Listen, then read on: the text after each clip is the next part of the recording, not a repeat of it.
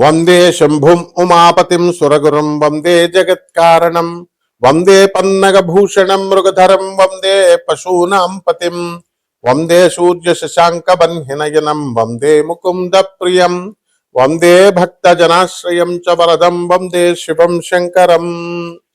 ఓం శ్రీ దుర్గామల్లేశ్వరాభ్యాం నమః. అర్జునం వందే జగదేక వీరం. ఓం శ్రీ రాధాకృష్ణాభ్యాం నమః. మనకి శనీశ్వర స్వామి అనగానే మనం భయపడతాం. చాలామందికి శని అర్ధాష్టమ అష్టమ ఏలినాటి శని సమయాలలో మాత్రమే మిమ్మల్ని ఇబ్బంది పెడతాడేమో, మిగతా సమయాల్లో ఇబ్బంది పెట్టడేమో అనుకుంటారు. కాదు, అసలు అర్ధాష్టమం అష్టమం ఏలినాటి శనిలో ఇబ్బంది పెట్టడాలు కాదు, అవి ట్రైనింగ్ ఇస్తున్నాడు మీకు. ఇప్పుడు మా బంధువులు వచ్చారండి అని కోళ్ళను కోసేసి మేకలను కోసేసి గారెలు వేసేసి భోజనాలు పెడతారు. ఒక జీవిని చంపేస్తున్నాం అనేటటువంటి ఆలోచన మనం మానేస్తాం. వచ్చినటువంటి చుట్టాలకి మనకు పాపం వస్తుంది, మనం ఈ కోళ్ళని మేకలను కోయడం వల్ల అనేటటువంటి స్పృహ లేకుండా తెగిచ్చేసి బంధువులందరికీ కూడా వాళ్ళని సంతోష పెట్టడం కోసం మీరు కోళ్ళని మేకలు విందు భోజనాలు మంచి మందు కిందు పెడతారు. కానీ మీకు ఏ ఏలినాటి శని ప్రభావం వలన, అర్ధాష్టమ శని ప్రభావం వలన, లేకపోతే అష్టమ శని ప్రభావం వలన పెరాలసిస్ వచ్చినా, లేకపోతే పోలీస్ స్టేషన్లో పడినా, కోర్టు కేసుల్లో వచ్చినా ఈ బంధువులు రారు అని చెప్పడమే ఈ ఏలినాటి శని సమయాల్లో ఈ శనీశ్వరుడు మీకు నేర్పించే గుణపాఠం. మీ స్నేహితులతో మీరందరూ కూడా కాలేజీలకు డొమ్మాలు కొట్టి పిల్లల సినిమాలకి, అలాగే చదువుకోండిరా బాబు అని పంపిస్తే గర్ల్ ఫ్రెండ్స్తో తిరగడాలు, ఎక్కడ పడితే అక్కడికి గుళ్ళు గోపురాలు, ఈ మధ్యన కొత్త బ్యాచీలు తయారైనవి, ఇట్లా రకరకాలుగా వెళ్ళేటటువంటి వీళ్ళందరికీ కూడా ఈ స్నేహితులు నీకు అక్కడకు రారు అని చెప్పడమే శనీశ్వరుడి యొక్క డ్యూటీ ఈ సమయాల్లో. మరి మిగతా టైముల్లో ఏమండి, మాకు అర్ధాష్టమం లేదు, అష్టమం లేదు, ఏలినాటి శని లేదు, మిగతా టైముల్లో శని ఇబ్బంది పెట్టడా అంటే ప్రతిసారి ఇబ్బంది పెడతాడు. అలాగే ఆ ఇబ్బందిలో ఒక క్రమశిక్షణ నేర్పిస్తాడు. మీరు ఎందుకంటే శనీశ్వరుని అంటారు? మీరు అసలు మీరు చేసుకున్న కర్మకి ఫలితం ఇస్తాడంతే. అంటే మీరు పూర్వజన్మల్లో జన్మ పరంపరలో 84 లక్షల జన్మలు ఎత్తొచ్చారు. ఆ జన్మల్లో పాపాలు చేశారు, ఇస్తున్నాడు కష్టాలు, సుఖాలు చేశారు, ఇస్తున్నాడు మంచి సుఖాలు ఇస్తున్నాడు శుభాలు చేస్తే, మంచి పనులు చేస్తే. అది అంతేగాని శనీశ్వరుడిని ముట్టుకోకూడదు, శనీశ్వరుడికి అభిషేకం చేసినప్పుడు అస్సలు ముట్టుకోవద్దు, నెక్స్ట్ ప్రదక్షిణాలు చేసేటప్పుడు నవగ్రహాలను ముట్టుకోవద్దు, తర్వాత ఈ యొక్క శనీశ్వరుడు కాలు గడిగేసుకోండి. అభిషేకం చేసిన తర్వాత శనీశ్వరుడికి అక్కడ మందపల్లిలో అయితే ఇంకా దారుణంగా స్నానాలు చేసేసి నల్ల గుడ్డలు అక్కడే వదిలేసి, నువ్వు వేసుకొచ్చిన ప్యాంటు షర్టు వదిలేసి వెనక్కి తిరిగి చూడకుండా వెళ్ళిపోవడం. ఎవర్రా మీరు అంతా పండితులరా, బోకునా కొడకల్లారా? ఇదిరా మీరు శనీశ్వరుడి గురించి చెప్పేది? ప్రజలకు ఎలాగూ బుద్ధి లేదు, పామరులకి చెప్పేటటువంటి మీకన్నా ఉండాలి కదా బుద్ధి. అంటే మిమ్మల్ని గౌరవించాలా? మిమ్మల్ని నేను ఇలా పనులు చేసి శనీశ్వరుడిని అవమానిస్తున్నారు. శనీశ్వరుడు ఏమన్నా అంటరాని వాడు అనుకుంటున్నారా మీరు? మీరు తప్పులు చేసి, మీరు బోకు పనులు చేసి, మీరు వెధవ పనులు చేసి మీ కర్మలకు పెరాలసిస్ ఇస్తే శనీశ్వరుడు దేవుడు చేయలేదు. ఏంట్రా దేవాలయాలకు వెళ్ళిపోతే అయిపోద్దా? ఎవడెళ్ళమన్నాడు అసలు దేవాలయాలకు మిమ్మల్ని? దేవాలయాలు ఎందుకు పెట్టారు? మత ఐక్యత కోసం, కుల ఐక్యత కోసం. ఓ పంతులు గారు బతుకుతాడు, బయట ఉన్న చెప్పులు స్టాండ్ వాళ్ళు బతుకుతారు, పూల షాపులు బతుకుతారు, ఇందుకే పెట్టారు మీకు. అంతేగాని దాన్ని పండితుల డ్యూటీ అది చెప్పాలా? అబ్బో గుడిలోకి వెళ్ళి ప్రదక్షిణాలు చేసేస్తే వైబ్రేషన్స్ వచ్చేస్తాయి, షర్ట్ ఇప్పేసి మళ్ళీ ఎక్స్ట్రాలు షర్ట్ ఇప్పేసి ప్రదక్షిణాలు, దానికి నేను కూడా చెప్పాను. కానీ ఏంటి, ఎలక్ట్రోమాగ్నెటిక్ వేవ్స్ వచ్చేస్తాయి, బాడీ పర్సీవ్ చేసుకుంటుంది, బాడీ తీసుకుంటుంది, నెగిటివ్ పోతుంది, పాజిటివ్ వచ్చేస్తుంది, చెప్తా, అది డ్యూటీ అది. అలాగే పంతులు డ్యూటీ పంతులు చేస్తాడు, పంతులు బతుకుతాడు, ఈ అమ్ముకునేటటువంటి వాళ్ళు బతుకుతారని పెడతారు దేవాలయాలు. అక్కడికి వెళితే మీ డ్యూటీ మీరు చేయకుండా వాడు ఏంటంటే స్పెషల్గా ఉండాలా, యునిక్గా ఉండాలని శనీశ్వరుని ముట్టుకోకు, శనీశ్వరుని అక్కడే బట్టలు వదిలేసి బట్టరా మీరు, మీకు వస్తుందిరా పక్షపాతం ఇలా చెప్తే. So be careful while preaching all this nonsense. ఏంట్రా శాస్త్రాలు ఎక్కడున్నాయి? Stupid fellows. సో ఈ విధంగా చేస్తే ఇటువంటి చెప్పిన వీళ్ళకే కాకుండా పాటించినటువంటి వాళ్ళకు కూడా మిమ్మల్ని తప్పకుండా పీడిస్తాడు. రౌరవాది నరకాలకు విసిరేయడం కాదు, అసలు ఎక్కడ ఉండగానే చూపిస్తాడు. శనీశ్వరుడు శివుణ్ణి లెక్క చేయడు, విష్ణువుని లెక్క చేయడు, బ్రహ్మను లెక్క చేయలేదు, అండ్ ఈ ఎదిరించి పడేశాడు. And it is an autonomous planet. ముందే చెప్పాను నేను, ఇండిపెండెంట్ సంస్థ అది. ఎలాగైతే ఒక ఏఐసిటిఈ, ఒక యూజిసి, ఒక అటానమస్ బాడీస్ ఉన్నాయో, ఇండిపెండెంట్ చార్జెస్ ఉన్నటువంటి బాడీస్ అది. సో ఎప్పటికీ ఆయన ఆన్సరబుల్ కాదు శనీశ్వరుడు. బ్రహ్మకి మిగతా గ్రహాలు నోరు మూసుకొని వెళ్ళి రిపోర్టింగ్ ఇవ్వాలి, బ్రహ్మ విష్ణు మహేశ్వరులకు ఇవ్వాలి. శనీశ్వరుడికి there is no necessity. Even నవగ్రహాల నాయకుడైనటువంటి రవి కూడా వెళ్ళి రిపోర్టింగ్ ఇవ్వాలా. అండ్ శనీశ్వరుడు అంటే reformative planet, and he will reform the society, he will amendment planet అది. బ్రహ్మ విష్ణు మహేశ్వరులు కూడా వాళ్ళు పాత లాస్ రాసి ఇది అని అన్నప్పుడు నీకు దాన్ని అమెండ్ చేస్తాడు ఆయన. బలి చక్రవర్తి ప్రైడ్ దానాలు చేశాడు, ప్రైడ్ అహంకారం వచ్చింది. అది అప్పుడు ఏం చేశాడు, విష్ణుమూర్తిలో దూరి ప్రైడ్ అనేటటువంటి దాని వల్ల గొప్ప నేను దానం చేస్తున్నాను, చాలా మంది దానం చేస్తారు, మంచిది, అంతవరకు బాగుంది. మీ పిల్లలకు చెప్పాల్సిన అవసరం ఏంటా? ఇంటికి వెళ్ళి మీ ఫ్రెండ్స్కి గొప్ప చెప్పాల్సిన అవసరం ఏంటి అసలు? మీరు ఈ కుడి చేత్తో చేసిన దానం ఎడం చేత్తకి తెలియకూడదు, దానికి గుప్త దానం అంటారు. గుప్త దానం అంటే పేదవాడికి అన్నం పెట్టరు. తిరుపతిలో హుండీలో మాత్రం వజ్ర అది కిరీటం వేసాడు, లేకపోతే కట్టలు వేసాడు అంటాడు. దేవస్థానం ఏం చేస్తుంది, చెప్పుద్ది రా మళ్ళీ ఇంకొకటి వస్తాడని ప్రచారం చేసుకుంటారు. This is not the way. ఏం పేద ప్రజలు కనపట్లేదా నీకు? వికలాంగులు కనపట్లేదా? అనాథలు కనపట్లేదా? తర్వాత సాధు సత్పురుషులు కనపట్లేదా? సాధువులు వాళ్ళకి 10 రూపాయలు అయ్యో కానీ దేవాలయాల్లో వేస్తావు. ఇది దీనికి ప్రవచనకారులు చెప్తా ఉంటారు. ఏంటి, వెళ్ళిపోండి దేవాలయాలకు, వెళ్ళిపోండి కర్మలు పోద్ది. వీళ్ళ కర్మలే పోవు, వీళ్ళ పిల్లలే సగం మంది వదిలిపడేశారు. వీళ్ళ కుటుంబాలనే వికలాంగులు, వాళ్ళు వీళ్ళు మతిస్థిమితం లేనటువంటి వాళ్ళు వీళ్ళందరూ ఉన్నారు. రెండే చెప్తే శనీశ్వరుడు మరి ఊరుకుంటాడా? ఇస్తాడు. కాబట్టి ఒళ్ళు దగ్గరట్టుకొని చెప్పాలి ఎవడు చెప్పినా సరే. సో మీరు నాన్ సెన్స్ అంతా చెప్తూ ప్రజల సొసైటీని మీరు నాశనం చేస్తుంటే అటువంటి విధవాళ్ళందరినీ కూడా రిఫర్మేషన్ చేసుకొస్తూ ఉంటాడు. రిఫర్మేటివ్ ప్లానెట్ అంటారు దీన్ని. కాబట్టి శనీశ్వరుడు ఎవరికి భయపడ్డు. అండ్ కొన్ని సంవత్సరాల పాటు విష్ణువుతో యుద్ధం చేస్తే ఏం చేస్తాడండి విష్ణువు? ఆల్టర్నేటివ్గా ఆఖరికి ఆయన కాలు విరగబెడతాడు. శివుడు అంశ అండి శనీశ్వరుడు అంటే. రిఫర్మేషన్ ఇచ్చారు ఆయనకి, దండం పట్టుకున్నాడు ఆయన. కాబట్టి తోలు తీసేస్తాడు. ఇంకెప్పుడు అలాంటివి కానీ చెప్పకండి, ఇలాంటి నాన్ సెన్స్ అంతా చెప్పకండి. ఇప్పటికైనా తోటి మీరంతా మా గురువులు, మా చక్కగా మిమ్మల్ని పండితులను గౌరవించాలా. If you tell like this definitely I will condemn all this bloody nonsense. ఇకపోతే ప్రజలు శనీశ్వరుడికి మనము జమ్మి చెట్టు చుట్టూ తిరుగు, రావి చెట్టు చుట్టూ తిరుగు, తైలాభిషేకం కిలోంపా వేసేయి, నల్ల నువ్వులు వేసేస్తే సరిపోద్దా? మా గురువు గారు గరికపాటి నరసింహారావు గారు చెప్పలేదా? ఇలా కాదు, చాగంటి గారు కూడా గుప్తంగా చెప్తారు, డీకోడెడ్ లాంగ్వేజ్ లో చెప్తారు. ఇది కాదు నాయన, మానవ సేవ చేసుకోండి, ప్రజలకి సేవ చేయండి. ఇది మన మానవ సేవే అది మనకి నచ్చదు. 2 లక్షలు ఎట్టి హోమం చేసేస్తామంటే ఇచ్చేస్తారు. అది 10 రూపాయలు ఎవరా వికలాంగులకి, అనాథ పిల్లలకంటే ఎవరు చేతులు రావు.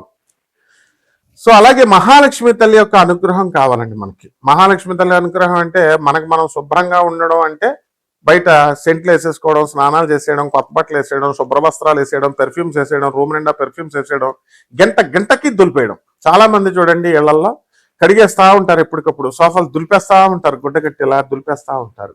ఓకే, గుడ్ అది. కానీ వాట్ అబౌట్ యువర్ హార్ట్? నీ చుట్టాలు నువ్వు చూసావా? పేదవాళ్ళని నువ్వు చూసావా?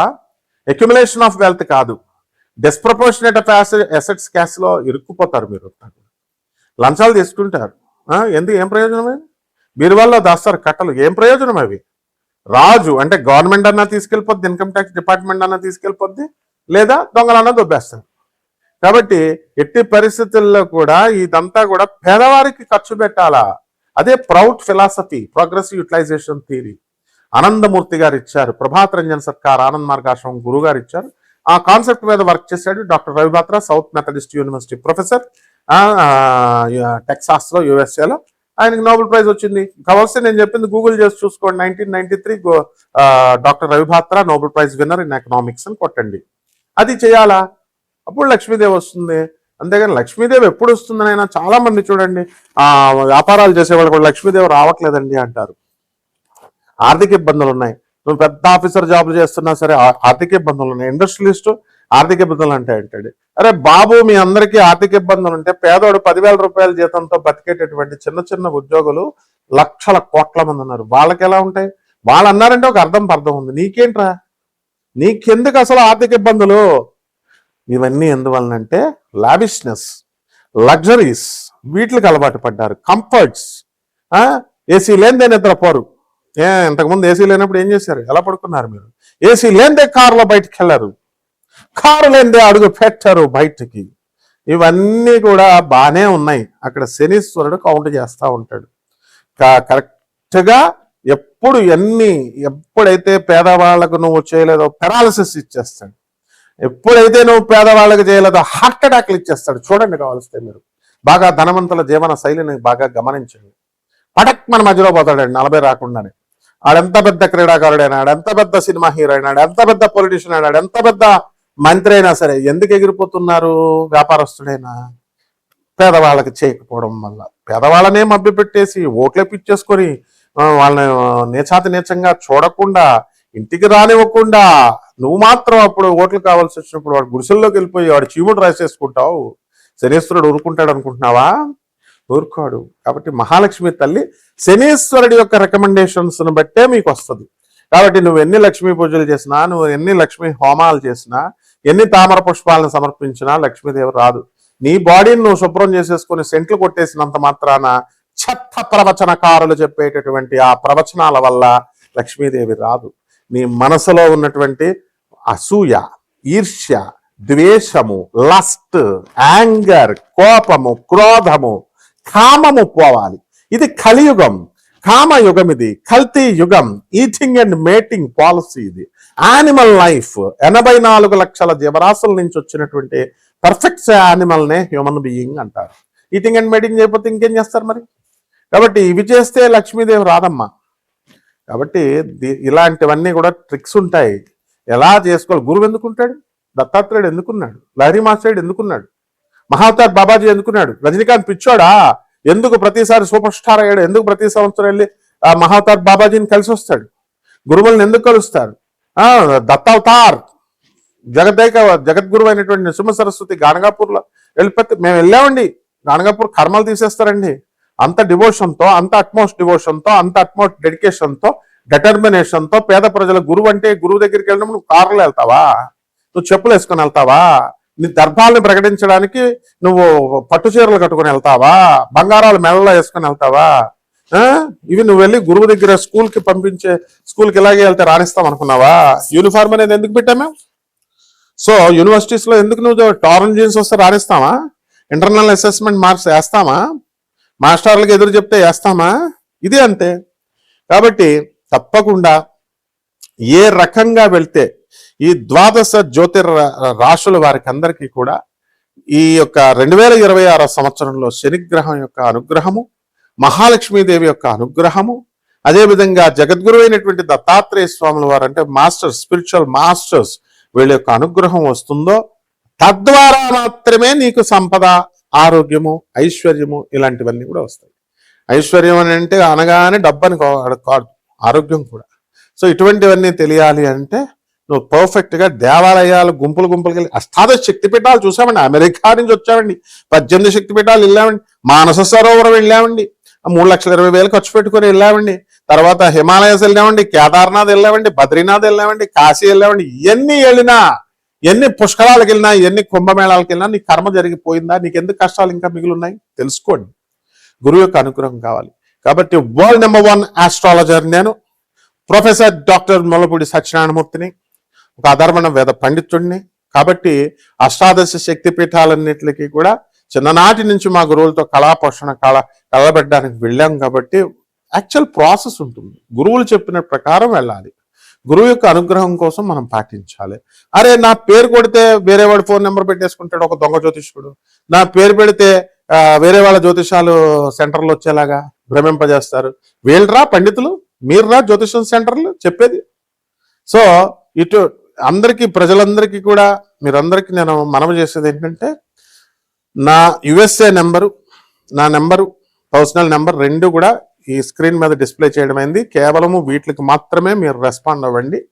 అండ్ మీరు చక్కగా మేము నాన్ కమర్షియల్ ఆస్పెక్ట్తో ఈ యొక్క జ్యోతిష శాస్త్రాన్ని, ఈ యొక్క ఫలితాలని, ఈ యొక్క మెయిన్ ఇంటెన్షన్ ఏంటంటే ముందు జ్యోతిషం ఫలితాలు కాదు, మీకు జగద్గురువులను చూపిస్తున్నాను.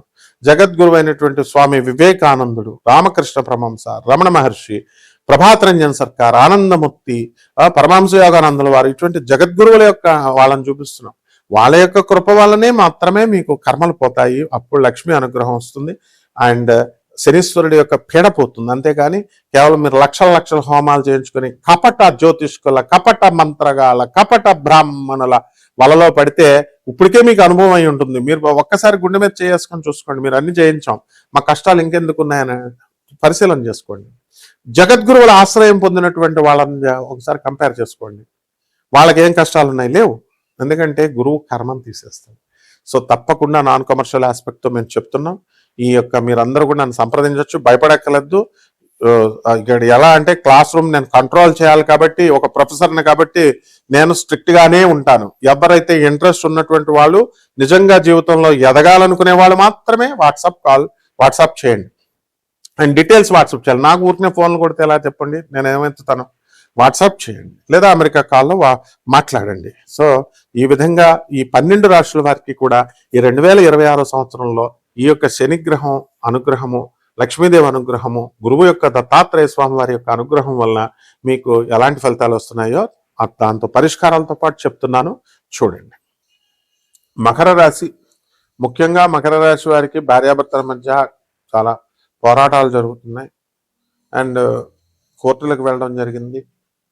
కోర్టుల్లో మనకి చొక్కెదురు అనేటటువంటి పరిస్థితులు కనబడతా ఉంటాయి.